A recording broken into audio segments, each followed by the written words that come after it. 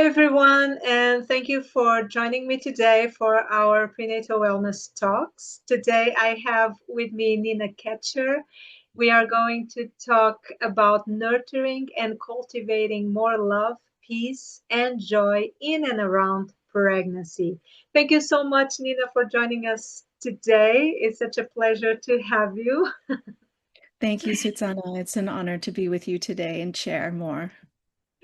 Before we dive into our topic, let the audience know a little bit about yourself and your great project, Your Soul Spark.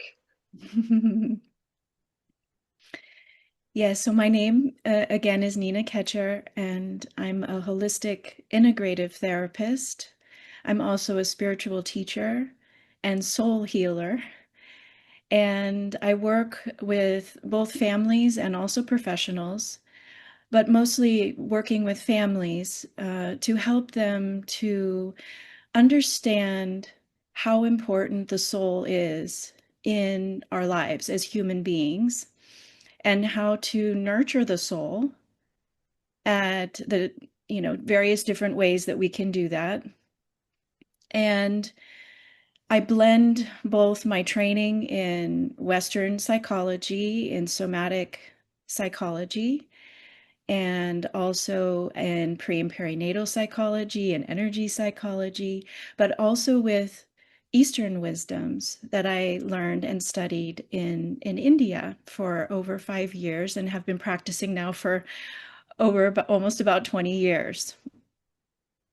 And it's such a So these, beautiful spectrum that you are integrating because it's the Western and the Eastern and the traditional and the modern. It's so beautiful, the connection that you are doing, the experience that you have, and how can this connection with the soul help women to feel more love, more peace, more joy during pregnancy. yes, so for me, the soul, and I think for every human being, actually, the soul is one of the key elements of who we are as human beings. And if we are not nurturing that or aware of its importance and finding ways to take care of our souls and that spark within us, our soul's spark within us, then we're missing a real important piece of who we are as human beings, and we're not then able to reach our full potential ourselves as moms, as women, as parents, as practitioners, but also as for our children. They won't be able to reach their full potential if we don't recognize their souls and their soul spark and their unique purpose, why they've come here and what they're meant to be giving to this beautiful world we're in.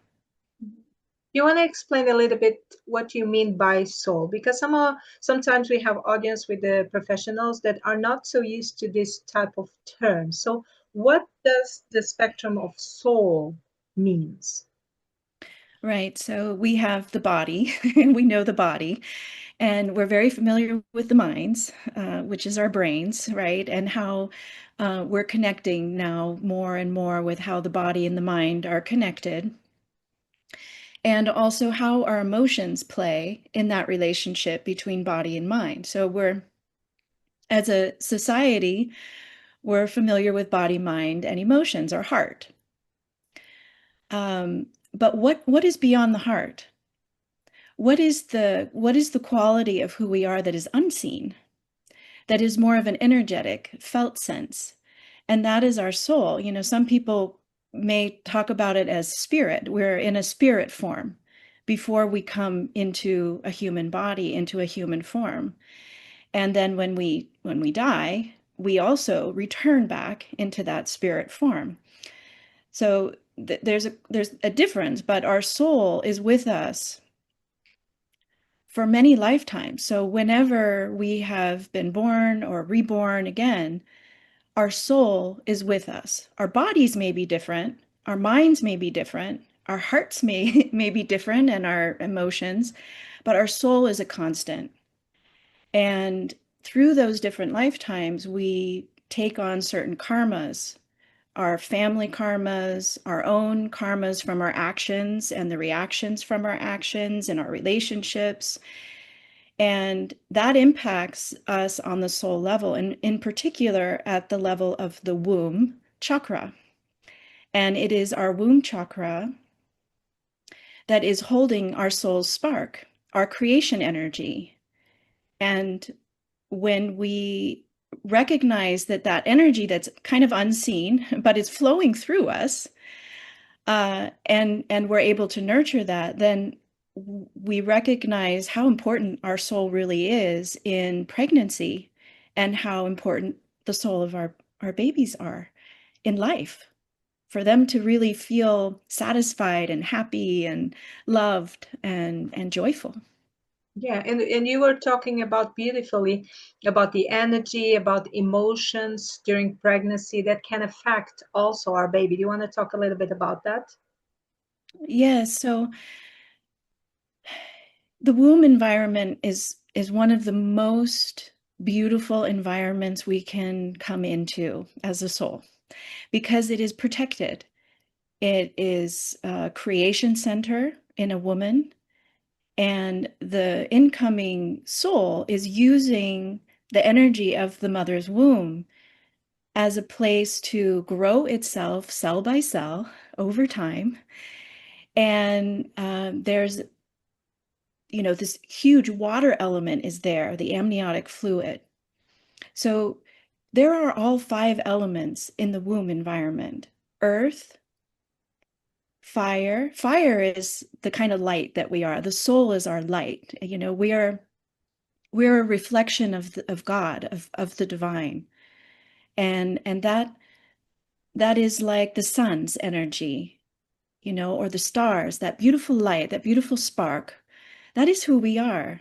And that's our soul's energy and the truth of us. So, when they say shine your light bright, or, make yourself shiny and happy, it's really about increasing the vibration of light within all of our cells, in our blood, that is running through. That fire element is running through our blood. And then we have the sky element, which is the space that is around. And then we have water, of course, the amniotic fluid, and that we're mostly made out of water. And the studies from Dr. Emoto have really proven that whatever we think, whatever we feel, that directly impacts our water element, and it can change the molecular structure of that element. So if we have a negative thought about ourselves, then our water element becomes more blob-like and not very symmetrical. But if we have a very loving thought or a positive thought, like love or joy, then the water element turns to look more like a snowflake or like a beautiful crystal. It's more symmetrical. And so it's about kind of creating that quality, that light quality within us, and that positive energy that really changes our cells. And then we have the air element. And the air element is what we breathe, right? So we're constantly taking an in-breath and then an out-breath. And this is actually what makes us alive. So when a baby is in the womb, before it is born, it takes a first breath. First, it's breathing the amniotic fluid, so it's in the water element. But then its lungs expand and it takes that first breath. And then that is what initiates the labor. So every baby developing in the womb has its own timing. And when it does take that breath, then it initiates the movement of labor and birth process.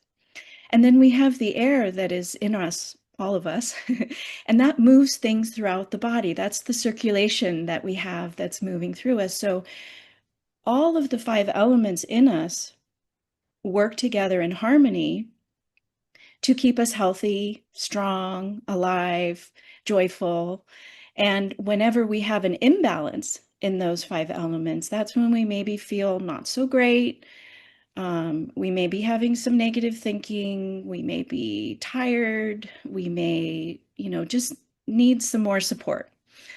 And so there are ways to help support that in us. So Yeah, I wanted to tell you when you talked about the light, right? The light energy and the fire. I'm from Portugal, and in the Portuguese language, we don't actually say that she's giving birth. We say that she's giving light. that's beautiful. I love She's that. giving light, dar Yeah. à luz, giving light. So And it's that's a very, so true, so true. yeah. And it amazed myself. I have three kids, and I also thought that exactly at the moment of birth, that's what mothers experience. It's the light. It's the light that comes and flushes everything and evolves everything, and you are in a moment of just seeing sparks and stars and light. It's a very beautiful initiatic moment and transformational moment in a woman's life.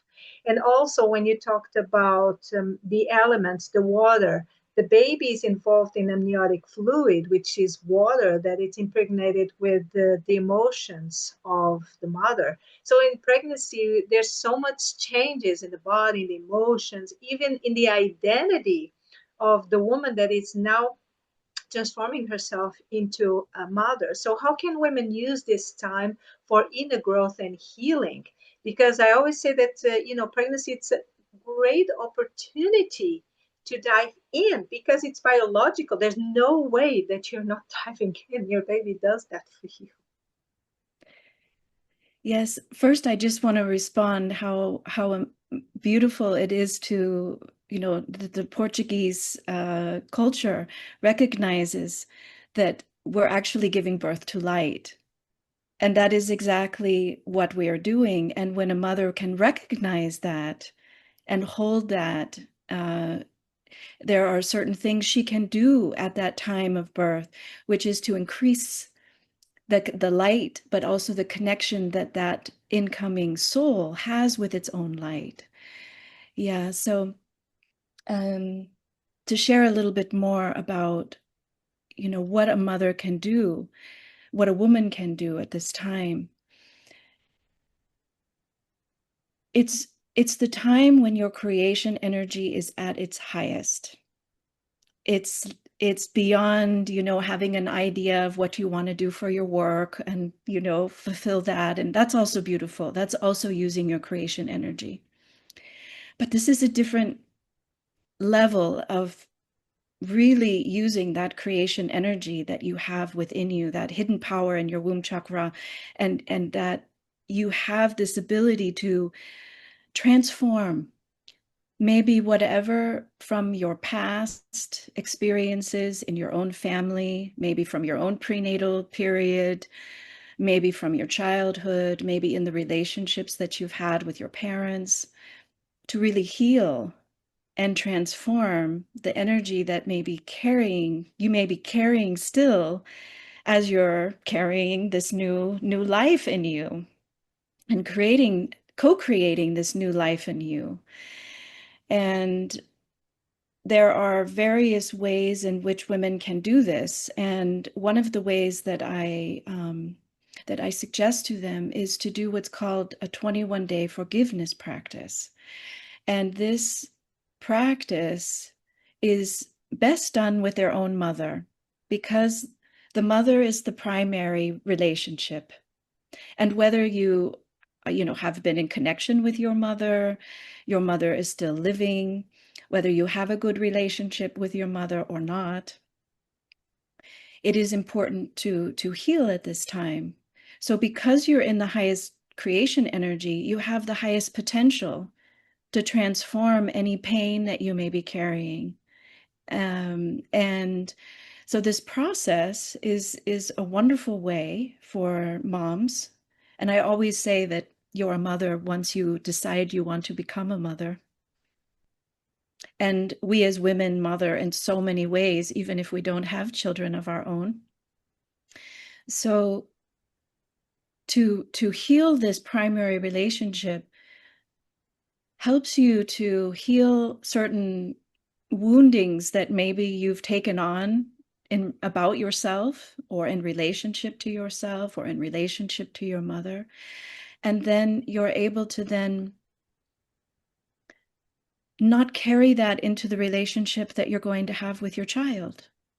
It becomes a more harmonious relationship. You're it's more easy for you to bond with them.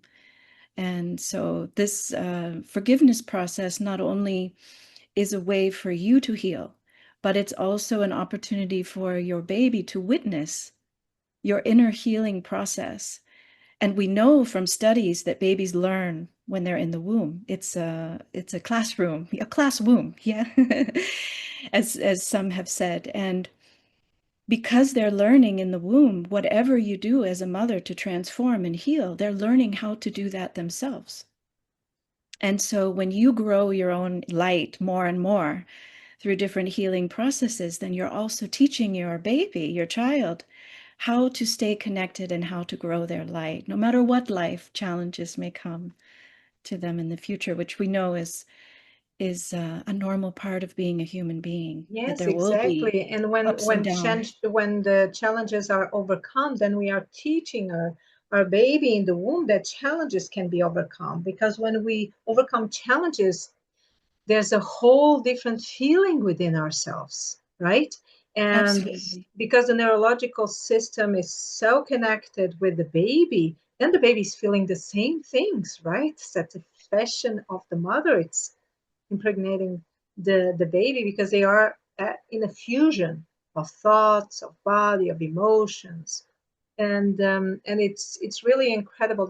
I think there's so much still that science needs to know about the whole process. There are, when we talk about energy, and we say, these are things that science don't even have the technology to measure, but moms know that they can feel what is happening with the baby. So a lot of this is actually experience that is passed through mothers to mothers, and science has not yet get there. But then finally, when somehow there's a new field in science that is corroborating everything that moms talk about, it feels that it's new knowledge, and it's not. It's very ancient.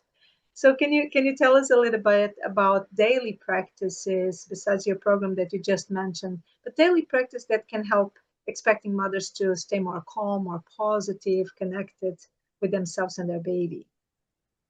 Yeah, so I have a few to share. And the first is because you're in the creation energy, you're in the high vibration of the five elements.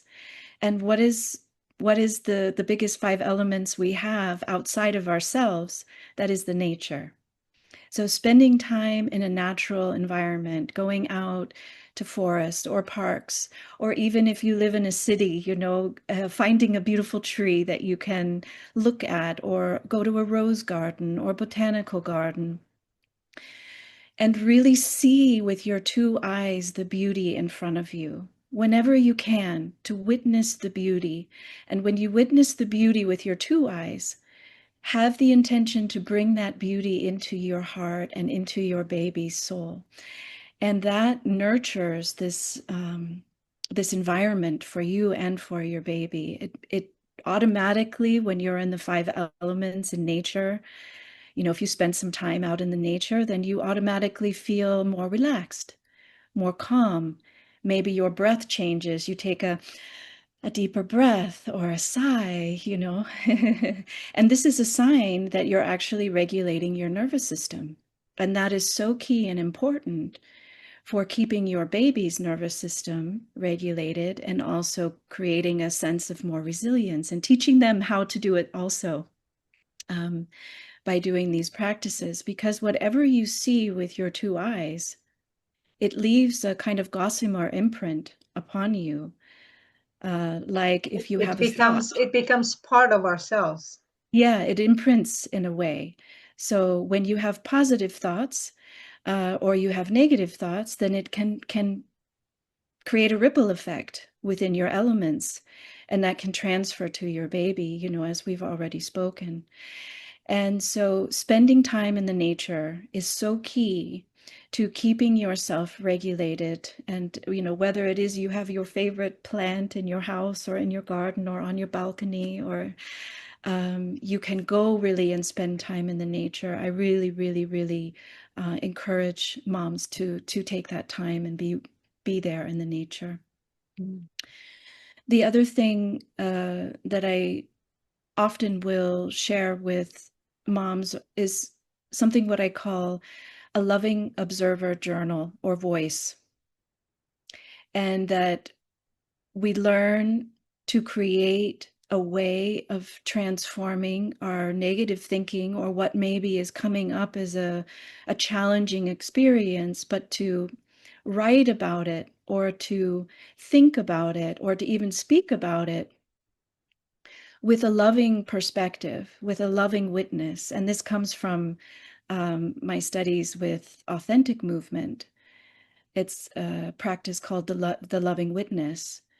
And when we can witness ourselves with this observer position with love and acceptance and understanding, then we take challenging opportunities as an opportunity to learn from and to not get stuck in, but to move on from. You know, yoga from the Eastern tradition is all about transforming one thing to another thing, and often would be a negative aspect to a positive aspect.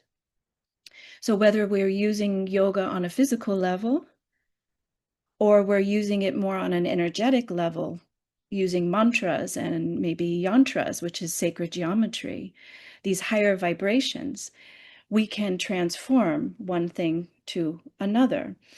And by having a loving observer, you're actually doing that, but from a cognitive place. You're shifting your thinking, your perception from, oh, this was such a horrible experience, you know, and then that energy is going also to the womb environment. But when you can say, yes, this was not such a nice experience for me, and this is how I'm feeling about it, and what I'm taking from this is that perhaps I need to shift how I'm thinking about it and move into a different relationship with it. So we know from Dr. Bruce Lipton that our perception shapes our beliefs, and our beliefs shape how our cells behave in our bodies. Additionally, I think I already mentioned now the aspect of music, you know, just briefly when I spoke about mantra, because, you know, music is one of the greatest healers we have. You know, when you put on some music and you move around and you just feel better. So it's a form called Sankirtana, which is listening to beautiful music and music that has more high vibration. So one way would be to listen to nature sounds, birds, waterfalls, rain, just putting on nature sounds around you to be surrounded by the sounds of nature. It can heal the heart, and it automatically will help to transform your 5 elements. It decharges you in a way, naturally, just like when you go out in the nature. We all take on charges, positive charge or a negative charge. Well, when we go out in the nature or when we listen to music, those charges get more in balance, because music creates balance, and also the nature creates more balance. So listening to beautiful music, peaceful music, or music that has higher vibrations, like in the 432 hertz frequency, including mantras, it can help to perform a yoga, if you will, from, you know, having a negative thought or experience towards something positive. And this is this is part of what's happening also for a mother when she's pregnant, is she's in a yoga. She is in a yogic practice. So she's transforming her womb environment, right? And one form that's there from the sperm and the egg coming together, and then a spark is created at that conception time, that conscious conception time. And then from there, it's, you're co-creating cell by cell by cell by cell. And so there's a huge transformation that's happening over these 9 months. And that is a yogic practice of embodying, bringing in a new soul, and then giving light to that soul. I love that expression. So And there are, it's it's beautiful the way that you are posting it to our audience, because in this way the beauty can inspire women, the because women are the ones that are giving birth to not only artists, but also we need inspired politicians, we need inspired doctors, we need inspired healers, we need inspired, you know, men who just work on the land, farmers, or men who just, build houses. We need people that feel inspired by life, and that can start in the womb. yes, absolutely. When we can nurture at the soul level, then we can give to that incoming soul the opportunity to be as most connected to themselves, who they are, and what they're meant to be contributing to this world. And we all have different gifts. If we were all the same, it would be boring, But because we all have these wonderful gifts to give, we all can work together in harmony and help to really bring this world from what seems to be at this moment in time a very negative time to a more positive time where we can really work together, have mutual understanding, forgive, and really be in a more healthy place in our relationships with ourselves, which automatically then transfers to our relationships with each other. Yes, exactly. And that's the point that I wanted to bring to my next question, because support is important for women. Pregnancy was never meant to be made alone. So, how can women create more connection? How can we support women? How can they have a more sense of community around them? Yes, I wanted to share that when a woman chooses to do mantra meditation and listen to those vibrations, that this can really help them to create a connection with themselves and the divine energy, because they are that the light is the divine. So when we're giving birth to light, we're giving birth to divine energy.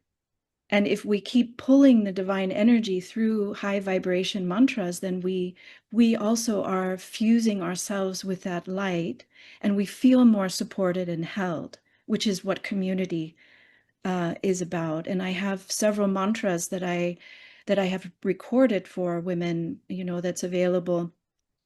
And one is a mantra for fertility, pregnancy, and birth.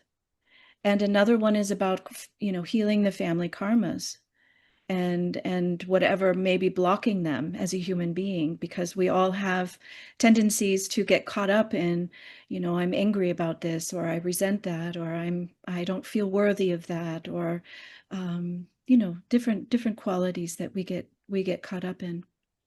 And creating community can be both personal, very quiet and alone, but it can also be in community with others. And this is a tricky point for women, because sometimes the circle of friends or family that they're in can be a very positive support for them. But other times, maybe some friends or some family members aren't very supportive and aren't really positive. So women especially need to put up the boundaries that in their relationships with others, so that they're in a community where they feel more supported and held by those who are with them. And so I always say that at any point in your life, a friend may come and a friend may go. And pregnancy is no different than that. And sometimes you may find yourself feeling like, oh, this person isn't really very supportive right now, where maybe they were a really good friend before. And you need to create some distance while you're in this creation process. So you're not getting that negative energy from that person or family member. So really creating a team of people like a holistic therapist or a midwife or a doula or a body worker, having good family and friends around you where you feel safe and you feel supported and loved and nurtured, that's really important. And when you may not feel that, maybe spending time alone in the nature or listening to beautiful music is a part of creating that sense of community with the divine, that connection with the divine energy, since our process is about bringing the light into the world. Yeah, and so, sometimes I say to the moms who I work with when they are, facing in pregnancy a difficult situation, I always say, now you have one more person in your team, which is your baby. So you can always ask, go inside and ask your baby, what would you do? What do you think would benefit us? What would be best for us in our life in this situation? And if you hear an answer, it's probably your baby just letting you know how to move. And a lot of these situations have to do with the capacity of a woman to say no, enough. So it Yes. was beautiful when you're talking about, moving from one vibration to the other and just feel what it feels that it's best for you at the moment. And I think that babies are there also to help you out. That's why I think pregnancy is such a wonderful time in our lives to grow in aspects of our lives that we really needed to grow, and now we need to make, to choose what is really important to fight for as women and as mothers. So because our time is running out, I would like you to just let a message for our expecting mothers from around the world that are listening to us. What would you like to tell them? Yeah, I'd like to just say that you are the greatest soulmate to your child. You are the greatest healer for your child. And you are developing a primary relationship with that child.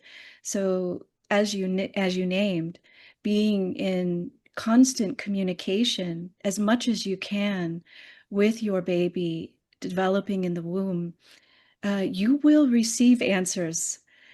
They will talk to you, they will help to guide you, and being open to that.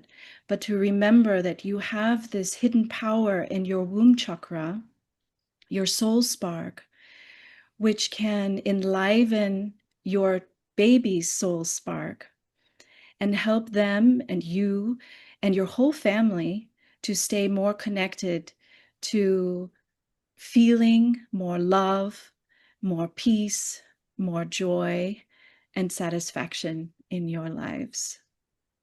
Thank you so much, Nina. And I Thank invite you. everyone to please join Nina in one of her courses and classes. We are going to leave all her contacts here in the description of our video. Nina, thank you so much for joining us today. Thank you. Namaste.